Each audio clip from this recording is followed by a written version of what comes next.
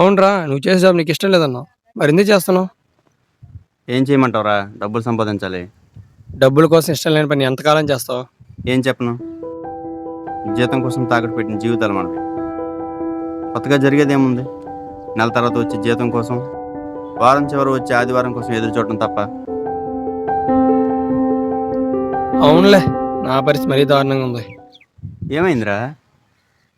ఏం చెప్పమంటావురా? మదిలో చెప్పులేని బాధలు, గదిలో ఏడ్చే రోజులు, కంచంలో ఉడని మెతుకులు, మంచంలో రాని కునుకులు, తెల్లవారితే మొదలయ్యే సమస్యలు. ఏం చెయ్యాలో తెలియట్లేదు, ఏం చేస్తున్నానో అర్థం కావట్లేదు. సమాధానం దొరకని నిశ్శబ్దం గాయ నొప్పి కంటే ఎక్కువ బాధనిస్తుంది. ఆ బరువును బాధను మోసేవాడికి తప్ప సూసైడ్కి ఎప్పటికీ అర్థం కాదు.